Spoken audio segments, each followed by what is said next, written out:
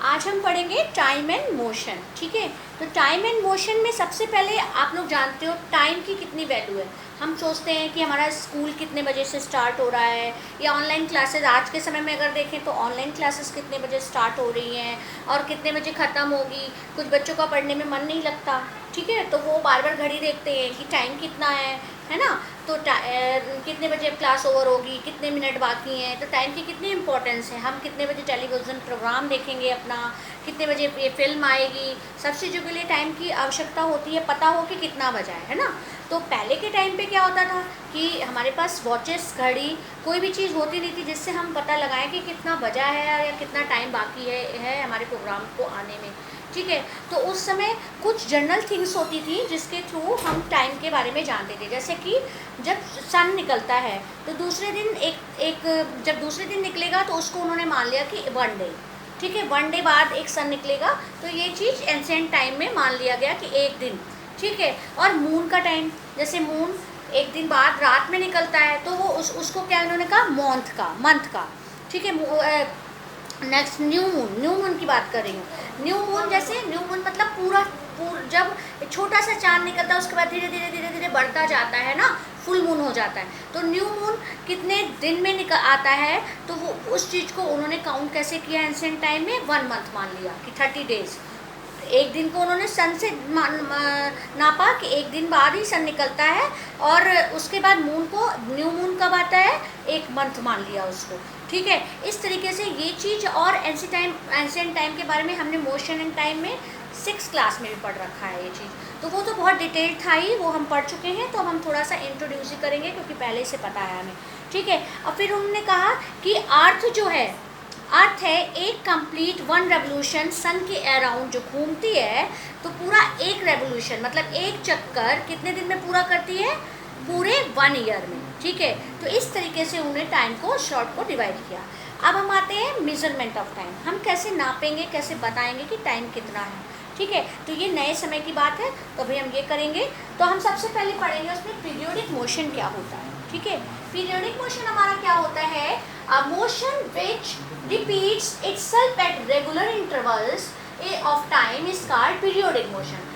वो मोशन जो रिपीट करता है खुद को एक रेगुलर इंटरवल टाइम पे, मतलब एक एग्जैक्ट टाइम पे दोबारा वही मोशन रिपीट हो रहा है, तो उसको हम क्या कहते हैं, पीरियोडिक मोशन कहते हैं। ठीक है, और अब हम उसका एग्जाम्पल किससे समझेंगे इसको, पीरियोडिक मोशन को, सिंपल पेंडुलम से। सिंपल पेंडुलम सबसे बेस्ट एग्जाम्पल है हमारा पीरियोडिक मोशन का। कैसे, अब जैसे एक पेंडुलम है, एक मेटल की बॉल होती है जिसको हम एक रिजिड सपोर्ट में लटका देते हैं, थ्रेड के 2 लॉन्ग थ्रेड होता है, उस पर एक मेटल की बॉल को लटका दिया। ठीक है, तो दिस इज कॉल्ड पेंडुलम। अब पेंडुलम को जब हमने पुश किया तो 1 साइड वो जाएगा और दूसरी साइड भी उतना ही आएगा। देखो, ए पोजीशन पे था, फिर वो एक बार बी पोजीशन पे गया, जब हमने इधर से पुश किया तो एक बार बी पोजीशन पे गया, फिर यहाँ आया और फिर वापस सी पर गया और फिर से ए पे आया। ठीक है, तो ये क्या हुआ, हमारा एक निश्चित टाइम पे इधर भी जा रहा है और उतना ही दूरी वो उधर भी तय कर रहा है। ठीक है, तो ये क्या कहलाया है हमारा पीरियोडिक मोशन। एक रेगुलर इंटरवल में वो उधर गया, उसके बाद उधर गया, फिर वापस अपनी सेम पोजीशन पे आ गया। तो जब बी और सी पोजीशन हमारी क्या कहलाती है, एक्सट्रीम पोजीशंस कहलाती हैं, और जब बीच में रहता है तो उसे हम क्या कहते हैं, मीन पोजीशन कहते हैं, सिंपल पेंडुलम के केस में। ठीक है, तो सिंपल पेंडुलम ये है, और इसको जब हमने मोशन में लाया तो इस तरीके से इसको शो किया। ठीक है, अब कुछ टर्म्स हैं जो कि सिंपल पेंडुलम से रिलेटेड है। जैसा कि हमने मेन पोजीशन बताया, जब वो बीच में रहता है पेंडुलम, सिंपली मूव नहीं कर रहा है, तो इस पोजीशन को जब यहाँ पर आता है that is called mean position. ठीक है, और लेंथ क्या होती है स्ट्रिंग की length of the pendulum is called length of the string. String मतलब जो ये थ्रेड लगा है, लॉन्ग थ्रेड लगा है, इसको ही हम लेंथ ऑफ स्ट्रिंग कहते हैं, लेंथ ऑफ पेंडुलम कहते हैं। इस चीज़ को यहाँ से यहाँ तक को हम लेंथ ऑफ पेंडुलम कहते हैं। Mean position of the Bob मैंने बता दिया क्या होता है, जब बीच में पेंडुलम होता है तो उसे हम मीन पोजीशन कहते हैं। एक्सट्रीम पोजीशन के बारे में भी बताया कि एक्सट्रीम पोजीशन में जब यहाँ पर आ रहा है और उतना ही उधर जा रहा है, तो these 2 positions are called extreme positions. Okay, now we go to the next, oscillation of the pendulum. Oscillation क्या होता है हमारे पेंडुलम में, 1 complete to and fro motion of but bob about the mean position is called हमारा क्या कहलाता है, oscillation कहलाता है। जैसे कि जब मोशन हमारा बॉब का ए टू बी हुआ, ठीक है, उसके बाद वापस वो ए पे आया और फिर वो कहाँ गया, हमारा कहाँ पे गया, बी से सी तक गया और उसके बाद फिर वापस ए पे आया, तो इसे हम कहते हैं वन ऑसिलेशन उसने कंप्लीट किया। क्या हुआ, फिर से समझाती हूँ। ए पोजीशन पे था, वो मेन पोजीशन पे पेंडुलम था, ठीक है, उसके बाद वो बी पोजीशन पे गया और बी से वापस वो ए पे आया और ए से फिर वो सी पर गया उतनी ही दूरी पर और फिर वापस ए पे आया, यहाँ से यहाँ, फिर यहाँ से यहाँ और फिर सी पर, फिर सी से ए पर, इतना जो चला वो यहाँ, फिर ये और फिर ये, this is called one oscillation, ठीक है। तो ऑसिलेशन ऑफ द पेंडुलम समझ में आ गया। एक बार बी पोजीशन पे इधर गया, फिर वो ए पे आया और फिर वो सी पे गया और सी पे जाने के बाद फिर वो वापस ए पोजीशन, मीन पोजीशन पे आया। इस पूरे जो आपका बना उसे हम क्या कहेंगे, हमारा ऑसिलेशन ऑफ द पेंडुलम कहेंगे। अब हम आते हैं एम्पलीट्यूड ऑफ द पेंडुलम पे, ठीक है। तो एम्पलीट्यूड ऑफ द पेंडुलम क्या होता, एम्पलीट्यूड ऑफ द पेंडुलम क्या होता है कि जब हमारा मेन पोजीशन से पेंडुलम इधर जा रहा है और इधर जा रहा है, तो ठीक है, मैक्सिमम डिस्प्लेसमेंट जो हो रहा है, मैक्सिमम डिस्प्लेसमेंट मतलब एक जगह से दूसरी जगह पे जाना, यहाँ से यहाँ जाना, तो जितना ए से बी, ए बी और A C, these are called amplitude of the pendulum, ठीक है। यहाँ पर ए बी पोजिशन और ए सी पोजिशन पे जो जब हो रहा है तो उसे हम कहते हैं हमारा एम्पलीट्यूड ऑफ द पेंडुलम। अब time period of the pendulum क्या होता है, the time taken by the bob of a pendulum to complete one oscillation is called the time period of the pendulum. एक ऑसिलेशन को complete करने में एक pendulum जितना टाइम लगाता है उसे हम क्या कहते हैं, टाइम पीरियड ऑफ पेंडुलम कहते हैं। उसके बाद हमारा क्या है, फ्रीक्वेंसी ऑफ द पेंडुलम। अब फ्रीक्वेंसी क्या होता है, हमारा फ्रीक्वेंसी होता है एक सेकेंड में नंबर ऑफ ऑसिलेशन, एक सेकेंड में एक पेंडुलम कितने ऑसिलेशन पूरा कर रहा है, that is called frequency of the pendulum. क्या कहलाता है, फ्रीक्वेंसी ऑफ द पेंडुलम कहलाता है, ठीक है।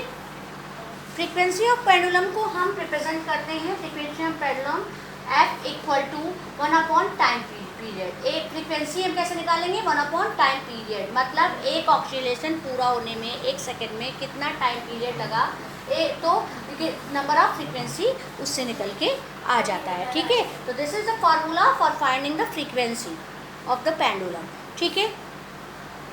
अब लेटेस्ट समय में टाइम का मेजरमेंट हम डिफरेंट टाइप के वॉचेस से करते हैं। कॉर्ड वॉच है हमारे पास, दीवार में लगने वाली वॉच है, ये सारी वॉचेस से करते हैं। लेकिन जैसे स्पोर्ट्स वगैरह में है तो हम कौन सी वॉच का यूज़ करते हैं, स्टॉप वॉच का। क्यों, for measuring short interval of time, हमें पता लगाना होता है कितने मिनट में या कितने सेकंड में ये एक्टिविटी परफॉर्म हुई, तो वहाँ पर हम लोग देखते हैं ना कि स्टॉप वॉच का यूज़ करते हैं। अपने स्कूल में भी जो कबड्डी या किसी चीज़ का मैच होता है तो उसमें स्टॉप वॉच का यूज़ करते हैं ताकि पता चले कितने मिनट में कंप्लीट हुआ वो गेम, ठीक है। तो स्टॉप वॉच का यूज़ कहाँ पे हुआ, स्मॉल इंटरवल ऑफ टाइम को नोट करने के लिए हम क्या करते हैं, स्टॉप वॉच का यूज़ करते हैं। अब हम आते हैं, टाइम हम पढ़ रहे थे, तो यूनिट ऑफ टाइम क्या होती है। यूनिट ऑफ टाइम को SI यूनिट में, यूनिट ऑफ टाइम किससे नापते हैं, सेकेंड से नापते हैं। SI यूनिट ऑफ टाइम क्या होती है, सेकेंड होती है। और वैसे जनरली हम आवर भी होता है हमारा, मिनट भी होता है, these are unit of time होती है, ठीक है। अब now we go to the motion. Motion क्या होता है, तो an object is said to be in motion when its position changes with time और with respect to its surrounding. एक ऑब्जेक्ट तब मोशन में कहलाता है जब उसकी पोजीशन चेंज हो, किसके रिस्पेक्ट में, टाइम या फिर with respect to its surrounding, आसपास की चीज़ों की वजह से। जब किसी भी चीज़ की एक पोजीशन चेंज होती है तो वो ऑब्जेक्ट क्या कहलाता है, मोशन में कहलाता है। तो that is called definition of motion, ठीक है। स्लो मोशन और फास्ट मोशन दोनों तरीके के मोशंस होते हैं। An object which taken longer time to cover a certain distance is said to be in a slow motion. Longer time ले रहा है किसी चीज़ को कवर करने पे, डिस्टेंस को कवर करने पे।